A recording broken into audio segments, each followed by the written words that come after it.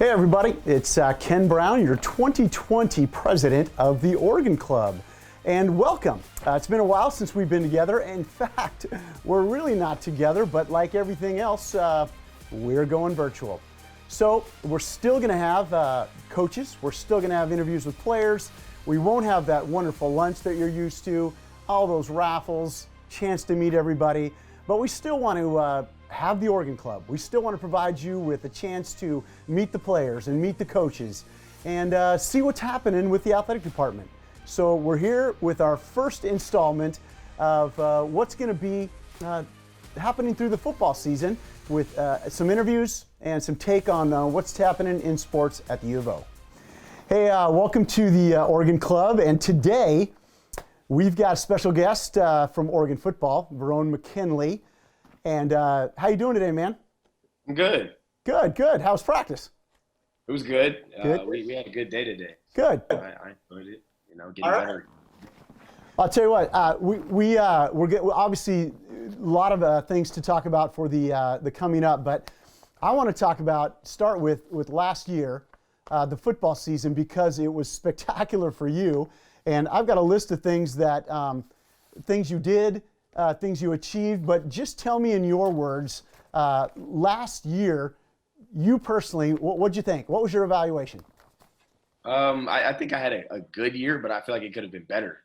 I'm always trying to be the best and get better, and I think for my first year, I think it was good, but I think I can do way better, and so that's what I've been trying to improve on this year. Okay.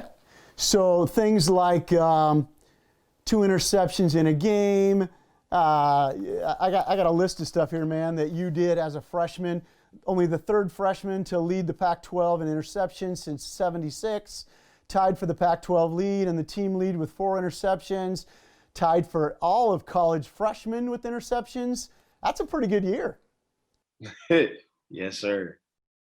So okay, let's talk about that. What could you work on, or what are you working on to make it even better? I would say just everything from my coverage to my tackling to my physicality and my leadership and communication. Those are probably like the 5 things that I'm just trying to be better at and be more of a veteran back there. I know it was my first year last year, so now that I'm going into year 2, I feel like I have more of a leadership role and able to fill in those big shoes. Yeah. Okay. Well, let's talk about that. Let's move to the current season. So tell me this: what were your feelings? Kind of give all of us, I should say, that watch this, kind of a rundown of what was your feelings, kind of, the season canceled, the season's back on, practice, all those things. When are we going to play? Kind of give us just a personal thing of what you were feeling. I was kind of in doubt, especially being at home for so long. I was like, man, I don't know what's going to happen with the season. And then I remember we had just had a walkthrough and we came off the field and everybody kind of got the alert on their phone that the season was canceled. And it was kind of tough, especially like those first 2 days. It was like, man, they really canceled our season.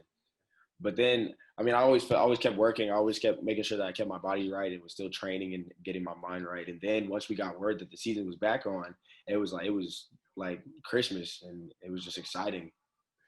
Nice. So you guys went home, you kept training, and you get this call and say, hey, season's back on, come back, let's practice. Pretty much. We seen the speculation on ESPN and everything, but then once we got like, okay, it's back on, we were like, let's go. Everybody was excited to get back and just ready to go. All right. So what's it been like to be back? Man, it's been so much fun. This team, we're really close, I would say, just because of everything that's happened. I feel like we're really close, and I feel like we can be better than we were last year. So we've been practicing hard. We make each other better, and we compete a lot. We're very competitive on both sides of the ball. All right, so let's talk about that. We got a short season. We got no non-league games. We're going to jump right into it. Let's start with just an overall picture. How are things out there on the field? Good from both sides of the ball. We have a lot of guys with a lot of experience, and we also have some young guys that are really ready to fill in shoes quickly. So we look ready to go. I'm excited to get game 1 kicked off and kind of get those first game jitters out. Some guys haven't played big time football like this before, and there's not going to be any fans, which is actually crazy. But it's just that first college football snap. It feels a little different. Okay, so you just stole my next question. What's it going to be like to play in 60,000 seat stadium with just some cardboard cutouts? It's going to be a little different, but I mean, at the end of the day, we got to keep going. It's basically going to feel like a live scrimmage. Basically, just we actually have somebody with a different color jersey against us. So. Yeah, and a new giant scoreboard. Oh yeah, the scoreboard is lovely. It's huge. That thing is amazing. I drove by the other night and saw that thing on. I was like, "Are you kidding me? That is great." Yeah, it's you just look up at it sometimes, you just say, "Wow." So, will you ever be tempted to pick one off and be looking up on the screen to see the guys behind you, or are you just going to run that thing out? Oh, I mean, you might have to look up. I know sometimes when you're so far ahead and you're on the run, you might just get a peek, especially how big it is. I mean, it's going to be kind of difficult. That's awesome. No, that's great. It's too bad. It really is too bad people can't see that thing because it's so big and so amazing. But that'll add something when we do all get to be back in there. So that's great. Okay, Stanford. I got some notes on them, but tell me what's coming up with Stanford. What are you looking for as a defender? I know their quarterback's been around. I know he's been hurt, but I do know 2017 he was the #1 kid coming out of high school, so I know he's got some talent. He's had a bum knee for a couple times, but you tell me what do you think's gonna you guys, especially as a defensive back, what are you looking at? Well, for me, it kind of starts with the receivers a lot, just because that's who I cover. But the receivers, they have some guys that really go get the ball. A lot of guys that can run good routes and make plays, and then we know offensively within the trenches, within the offensive line, the quarterbacks and running backs, guys that really want to try to come downhill on us. So we have to make sure that we're stout with our run fits and make sure our coverage is on point. I think we'll be okay. Yeah. Any guys stand out that you think this guy can challenge me? Any? I mean, they're especially running backs. They have a lot of running backs and wide receivers and guys that rotate. So there's like number 4, 13, 5. Quarterback, like you said, he was the #1 guy coming out of high school, so he can definitely put the ball. He can spin the ball, so yeah, it's gonna be fun. Yeah, he runs pretty well too, so that'll be a good challenge. All right, so you're obviously on the other side of the ball, but what are we going to see from offense? Man, those guys there, you're gonna see an electric offense. Guys that are ready to take the ball down the field, run down your throat. They can do everything. It's a good balanced offense, and I think the fireworks will be on display whenever the time comes. What are we going to see from the quarterback position? Obviously, we had a guy there, and he's lighting it up in the NFL. But what do we got to fill his place? Man, there's 2 guys we have between Anthony Brown and Tyler Shuck, and they're both ready to go. You can plug them in. They can do a lot of things. They can run the ball and pass the ball, and they do a good job of managing the offense. So whoever it is, I think they're ready to go. Okay, tell me this. I'm reading right here, 2-touchdown favorite. What do you? How do you go in, or do you even look at that? You just go in and say, "Hey, we're going to go prepared," or, what do you think? We just go in with the 1-0 mindset. We're just trying to be 1-0. So whatever it takes, however many points, we just want to go in and finish the game off and end up with the W. Nice. Okay, tell me this personally. Everybody wants to know what's it like playing for Coach Cristobal? It's a lot of fun. Coach Cristobal, he's hard on us. He holds us to a high standard, and we appreciate that. We've built a culture around here that's something that'll last for quite some time here. And just him as a person off the field, he's one of the guys that you can just talk to about anything. I know I've had my share of meeting him within his office and everything, and just guys you can go and talk to him about things beyond just football. So that's something that we all appreciate. All right. So a lot of yelling, a lot of screaming. He's really intense, man. He is intense, especially once we hit that practice field. Man, he's as intense as it gets. As intense as it gets. He's going to yell at guys on offense, defense, doesn't matter, special teams. So he's definitely intense, but he gets us ready to go. Let me say that he's your only college coach you played for. Is that correct? Yes, sir. So is it what you thought when he recruited you, or are you thinking, man, this guy's got a lot of stuff going on? Honestly, it is kind of what I expected. Okay. I mean, he's just hard on us, and he wants the highest standard, especially trying to take us to that next step as a program. I understand it, and so what we get out of him, it's not a surprise. You anybody on defense, maybe young or maybe guy coming back that's just really improved, or you kind of grabbed your attention and thought this guy can play? What's going on?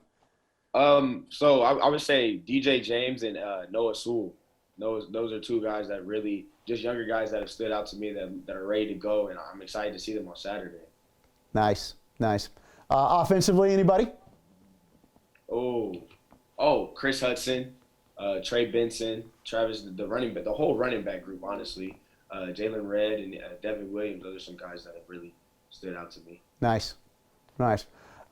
So tell me this: you're up here. How hard is it with this COVID stuff to just hunker down and go, I can't do this. I got to stay away from people and play football. You just got to occupy your time. So from homework to film study to playing video games or watching movies, that's really what it's consisted of. Just doing that and being consistent with it and wearing your mask whenever you do leave the house. But that's what it's consisted of: video games, homework, film. What's your favorite video game? Oh man, I like Madden the most because it makes me think. I get to think football, so I like to make our checks and really kind of think through the game. That keeps my mind going. Wow. All right. Okay. So who's your favorite NFL team? I don't have a favorite NFL team. I have a lot of players that I like, but I honestly don't have a favorite team. I would say Dallas just because that's where I'm from, but that's been looking this year. Kind of a struggle this year. Yeah. That's a rough one. All right. Anything else we should know about you, man? What do you want to tell us?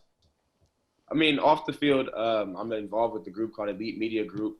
We do like lifestyle, music, sports, culture, just something I like to do outside of football. I have dreams to be a reporter and commentator and analyst and things like that. So I also have a podcast called Check Fade Podcast that's about football, and we talk about the NFL week by week. So that's also something else that I do with my spare time. Wow, look at you, man. So this is nothing to you then. Yes, sir. I enjoy doing this stuff. All right. Well, hey, thanks for your time. We appreciate it greatly. And good luck, man. I wish, obviously, everybody that watches this wishes we were there, cheering you on. But we'll be watching behind a little screen. But good luck and go get Stanford. Thank you. I appreciate it. A couple announcements for you. Obviously, every year, the Big Green Benefit Auction is one of our biggest fundraisers of the year and a great time to get together. We're not able to do that this year, so we've got a virtual auction for you. If you would go to GoDucksAuction.com, that's GoDucksAuction.com, you'll find lots of things that the Oregon Club has on there for sale. You'll get some great items, great duck stuff, as well as be helping us out at the Oregon Club raise some funds. Also, while you're there, you might think about doing this, maybe making a donation. This year, you won't see any membership fees or dues coming your way because, well, we don't have meetings and we don't have anything to have you pay your dues for. But we would love for you to help us out. Go to GoDucksAuction.com, make a donation, help us out this year. Check out all the items that we have. It's going to be a great time. Pick up some stuff. We're going to head on out to our next segment, talking with the coach now. Hey, this morning we got Coach Cristobal in our first installment of the Oregon Club virtual meetings. And Coach, thanks for joining us. Well, appreciate you guys having me. Excited to be here. So tell us, we talked with Mr. McKinley yesterday who gave us a great insight. You're finally going to play a game, but what's it been like on this, hey, we're going to play no season, for you as the coach? What just kind of give us a little insight on that. Just constant adjustments is what it's been for me. Emotionally, I don't really get on a roller coaster. Just been trained to handle whatever comes this way, knowing that there's a lot of people that I have a responsibility for, knowing that their scheduling, their futures, their daily regiments all rest upon myself and the staff making decisions. So we've been steady in terms of that. I know it's been difficult and challenging for our players and staff, but they've done an exceptional job handling everything that's come with it. So really proud of them and excited for them because they deserve this opportunity, and it's finally here. Yeah, and so here we are. We're game week, Stanford. Let me just talk generally about you guys and kind of tell us how has everybody just responded and got ready? What's it like out there right now? It's intense. It's intense and almost sometimes it goes a little bit over the top, and that's okay. That's ball. I mean, when you have all this intensity and this passion for your sport pent up because you haven't been able to show it against an opponent for such a long period of time, you're gonna sometimes you end up tackling in practice and you're trying to stay up. And you're correct, because you certainly don't want to get anybody hurt unnecessarily before the game. But the focus is strong, and the acknowledgement of areas to improve upon are they're just instantly recognized and addressed and attacked, both by players and coaches. And I think when you have that kind of buy-in, it gives you a really good chance to have a successful season. So guys have stepped up in roles and taken the place of guys that have either graduated or have opted out for the season. And they've done a really good job. Those guys have earned time. They have our confidence and the confidence of their teammates completely. So really fired up to watch these guys play. I know that one of the things that I've heard you say a couple times is you're not going to give anything away to Stanford or what's going on. So I won't ask any specifics, but yesterday, or when we talked earlier, the play of the quarterbacks, I'll say all of them, was from the defensive side. They were really impressed. Can you talk about that for a minute?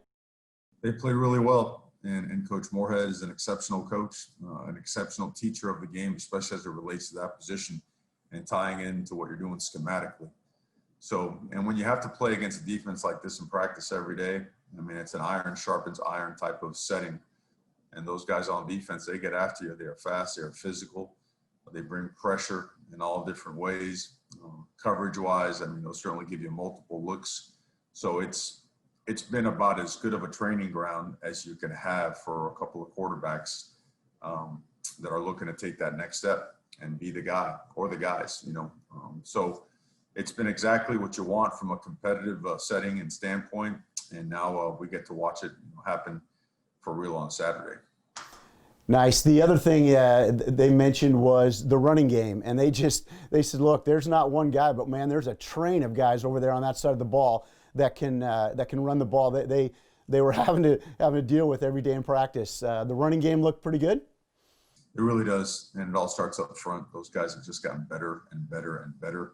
They've been able to gel in 3 to 5 different combinations of play, lining them up in different spots.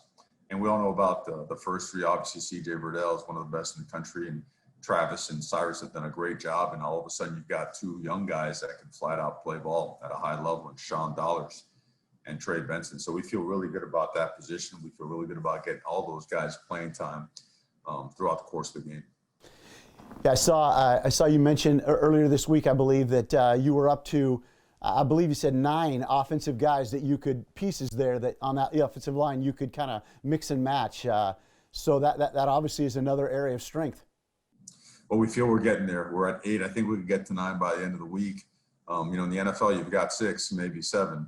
In college, you're lucky if you get to 7, 8. And we're rapidly approaching that number. And it's been because of the hard work of, and they're buying to Coach Mirabal. Coach Mirabal does an unbelievable job with those linemen. He has a regiment structure to set up that develops those guys at a high rate. So, and they've developed really well. So they have done really well. They're continuing to improve as well. And they're developing that sixth sense, where they could see and feel pressure coming, when to involve the backside hand, when to settle as opposed to when to go, when to pass things off as opposed to stick on them in the passing game. They're just, every single day you see another chunk, large increments of improvement. So fired up there. We've been lucky enough here locally to have kind of a real success story or a great spot with Justin Herbert and locally, and now Ryan Walk. Can you talk about him a little bit?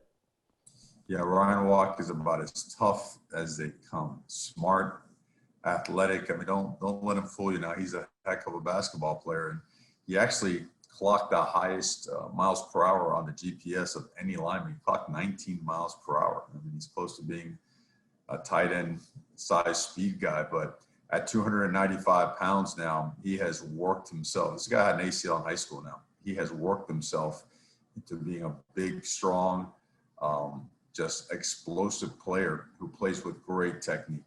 I mean, once he's into you, once he's into your body, he's hard to shake. He gets in there, he gets his feet in the ground, he plays with power, and he's very athletic to handle movement and to run redirection. So extremely proud of him. He is a natural leader with his actions.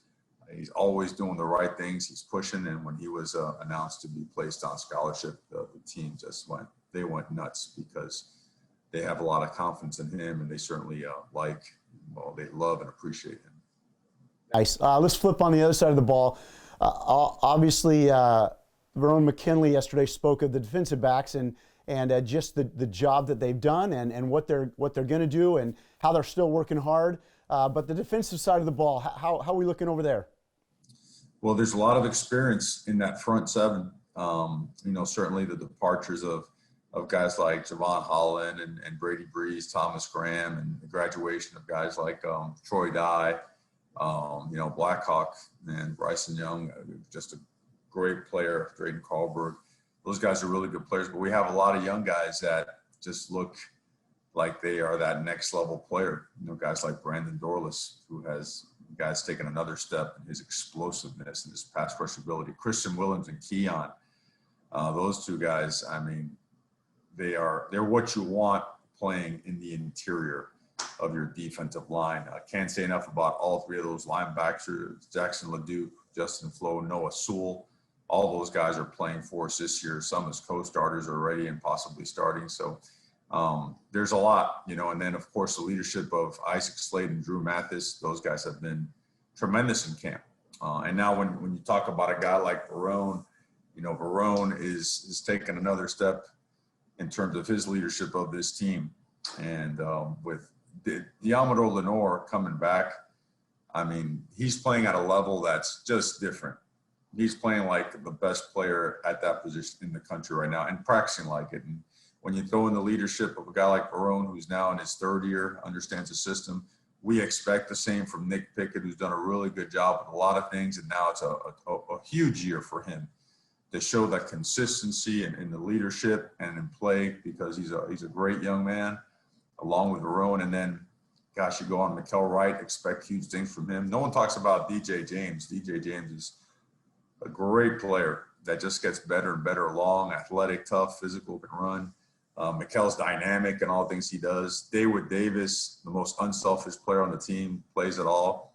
I mean, I could go on and on and on. Steve Stevens has done a great job. Jamal Hill at the nickel and at safety has been, and we're excited about these guys. This is a really good defense, and I know there have been some departures, but at the same time, we have been loading up with some good talent. That's a good problem to have, to be able to talk about a lot of guys. Sure is. Yeah. Hey, okay, let's flip over just for a little bit. Stanford, I know they've been down a little bit. It looks like, Davis Mills probably is the guy. Had lots of injuries, but he also finished the year pretty strong last year. He can run. He's proven he can throw the ball. I know his reception to turnover ratio is pretty good there. Is he the guy you think that we're going to get, and what do you expect there that we'll have to do to slow them down? I know they like to run the ball, obviously, every year. They just like to pound it, but just in reading, don't know if that offensive line is back up to where it's been. What do you think there for Stanford? Well, I just think football is cyclical, and I think that even though they might have experienced a down year, you watch them when they were healthy, they were a good football team. You saw them when they played against Washington. I mean, they took over the trenches and really just played to their standard. And they've got great talent. They got as much talent or more talent than anyone in the conference and really in the country at a lot of positions. I think their quarterback is outstanding. I think their wide receivers are exceptional. Their tight ends are really good players. I know they lose the one guy that's, it's everybody's, rated as one of the best players in the country, but these other guys are athletic. They're great blockers. They are tough and they are physical.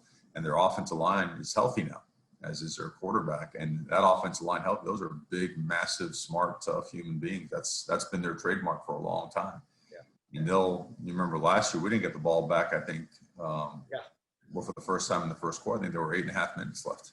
Yeah. So they will limit the number of snaps that you will get if you allow them to. Then on the defensive side of the ball, they're what they've always been: big, strong, tough, athletic, and disciplined. They have a lot of length. They play with a lot of power up front. Their front seven is really hard. Last year we had, I believe, 7, 8 negative plays that really put us behind the sticks, and we had to create explosive plays to score. Very difficult to move the ball against. They keep everything in front of them. They don't make any mistakes mentally. So, I mean, there's a reason they've been successful for so long. They're very well coached and they're very talented. Yeah, I was going to mention, you mentioned it there, though. I think we had, 55 snaps or something. I mean, it was a real small number compared to what we usually have a game. So they like to control that line of scrimmage and control the ball. Yes, sir. You got to make it count. There are no wasted plays when you play a team like them. They're gonna keep the ball. They're gonna take the air out of the ball and make you be perfect when you have it in order for you to score and be effective. So all in all, just it's a great challenge, great opportunity. All right, let's talk about a couple things that are going to be real different this year. Playing in a 60,000 seat stadium with some cardboard cutouts there, with us all there just looking on. What do you think? Will that be a non-factor once the whistle blows and guys start playing, or how much does that come into play? Well, I think it depends on the kind of guys that you have. I think, you have, your team is made up of certain types, and you'd like to recruit an entire squad of guys that would be happy rolling the ball out in the parking lot at Walmart and just playing ball for hours and not being concerned with the surroundings. That's what we want, and that's what we want. If we're not there, we want to get to that. But we're an internally motivated operation. We tend to just think that's the way that we built the squad inside and out. The DNA is that of we play because we love to play the game. We love to compete relentlessly. We don't look at a scoreboard or a clock. We just go. We will miss our fans because it's just different. At Oregon, it's just different. I mean, here, the fan base is part of us. It is part of our family. It is the energy and the disruption for opponents that is created by our family in the stands is some up. They'll have to do it from home this year, and we'll feel them. We'll feel them just in a different way. And I think once the ball is placed on the tee, after those first couple of plays, everything settles down. It's time to dominate your space, your box. So I think there'll be some adjustment, but overall it'll be just fine. Nice. Just a couple more questions to let you go, Coach. I know you got some things to do. Have you been able to watch much college football? The other leagues, other teams playing? Oh, I've watched just about every game, every league, every division. I mean, it's just nonstop. Yeah. What any thoughts about any teams that look and you go, ooh, they'll be one to deal with?